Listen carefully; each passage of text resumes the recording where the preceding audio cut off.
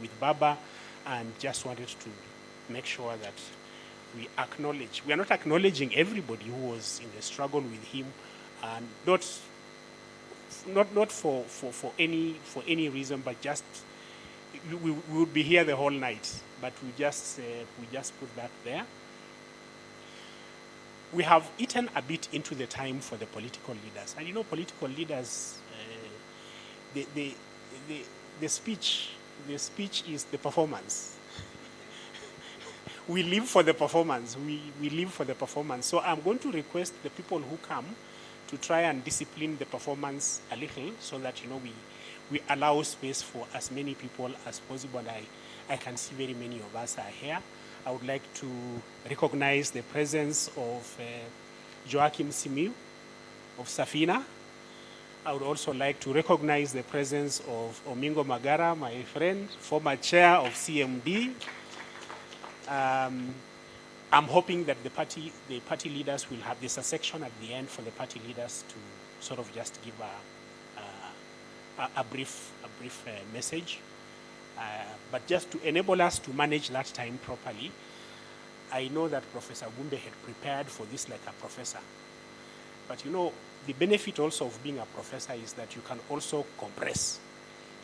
So I am going to request him to also just compress. He has a full paper, but I'm not yet at you. I'm not yet. Yes, I'm working at this properly.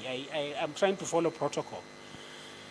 Since Professor Gumbe was chair of CMD, it would be remiss of me to raise him before I ask Njeri. So I'm going to ask Njeri, who understands what I'm saying, and as we were told, she made money early. And people who made money early also know the value of time. So she's going to just come and give us a very, very brief, three memorable things that she wants us to remember about Raila, the human rights defender. My sister, from another mother, Njeri Kabeberi. She was executive director of CMD. I don't know were you the first? Yes, she was the first. She was the first CMD executive director and served honorably for a long time. Karibu sana. Oh, good afternoon, good evening, everyone. I notice as people speak, I think when you have been around for so long, people mix you up with other people, I think, eh? Because when Honorable Keraito talked about me having been rich in Kenyatta's time, I was a student in Kenyatta's time.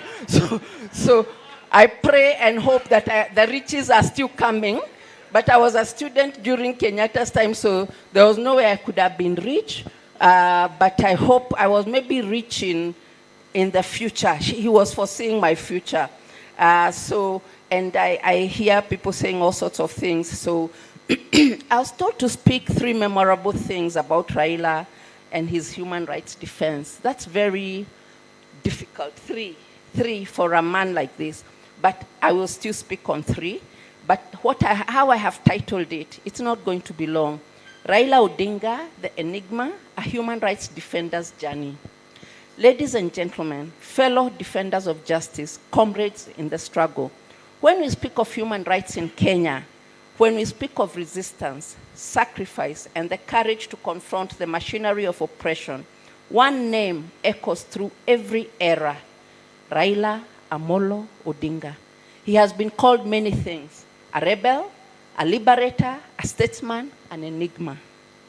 But above all, he has been a relentless defender of the dignity and rights of the people. Today we honor a journey carved through fire, through prison walls, through public defiance, through prison walls, through through transformation, generational transformation.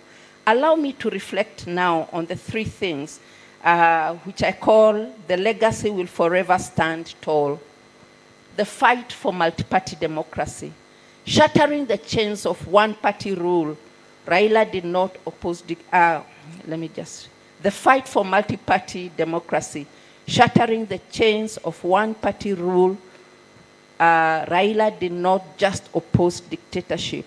He walked through straight into its jaws: detention without trial, torture, isolation, and we have heard Keraito talk about that, years stolen, yet his spirit remained unbroken. He rose to confront a system that insisted Kenya would remain a one-party state. And because he and fellow patriots refused to bow, Kenya reclaimed the right to speak, to organize, to challenge power. That victory opened the floodgates of activism in this country, political competition, and civic freedom. Without that fight, without those sacrifices, many of us would not even be standing here today. Then the second one is the 2010 Constitution, a people's shield, born of struggle. Raila will be remembered as one of the fiercest warriors behind the 2010 Constitution. Remember, there was the 2005, and that's how Orange Party was born, through orange and banana.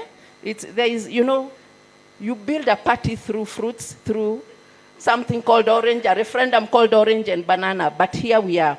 So what do I want to say about the 2010 Constitution? A defining human rights milestone. This Constitution gave us a justiciable Bill of Rights, independent institutions to check excesses, never mind that they are being abused.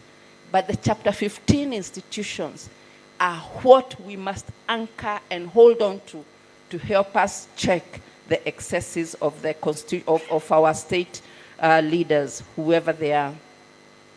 Protection of marginalized groups and devolution. Power returning to the people. It was not a gift from the state.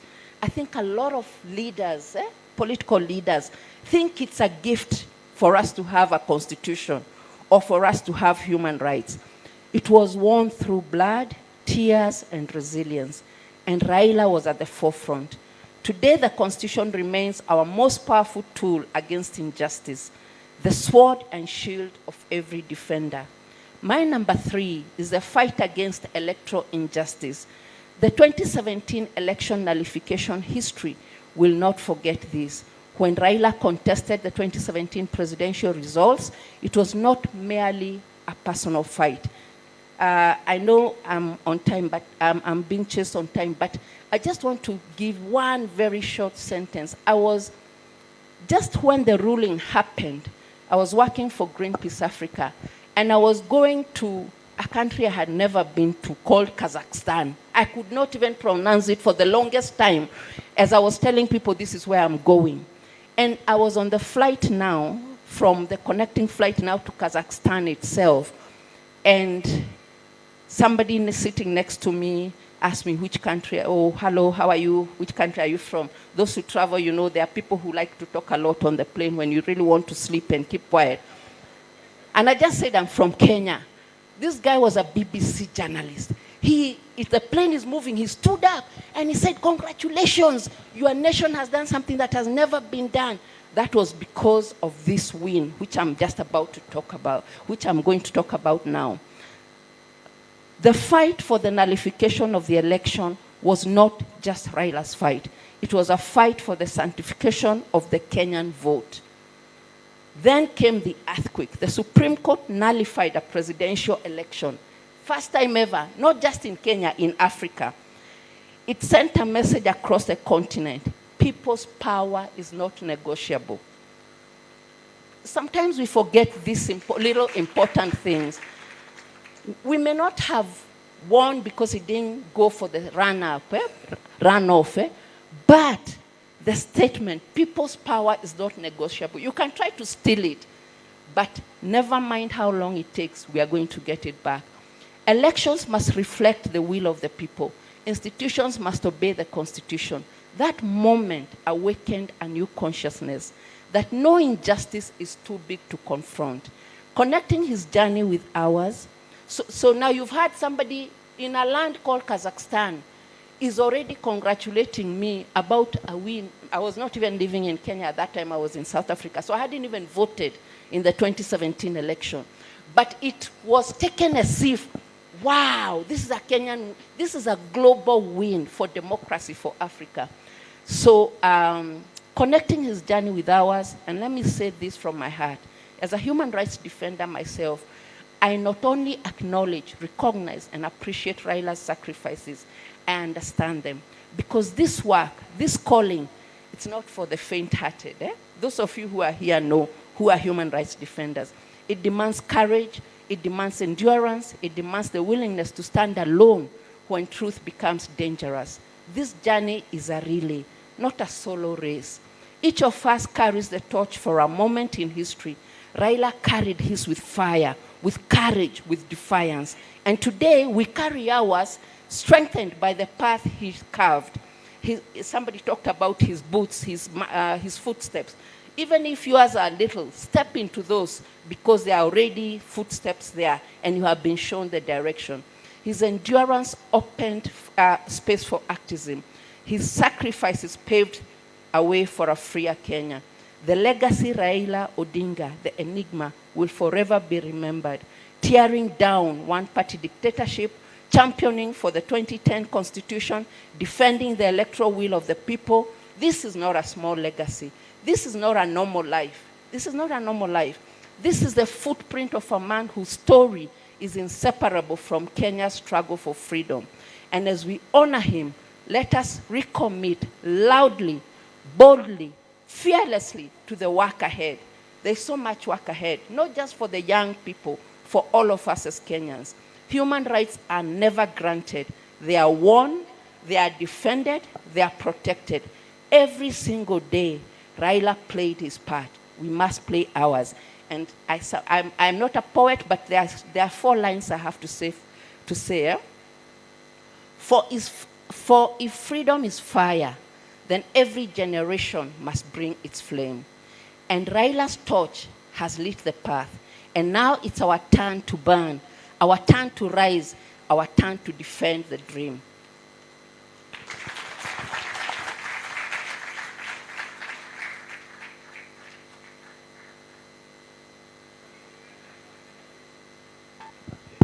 Njeri, I love you too. Just channeling that poetry, and we are getting Professor Gumbe to the stage to be a giant, to do giant things, to take giant steps to move the world forward. I will not give you his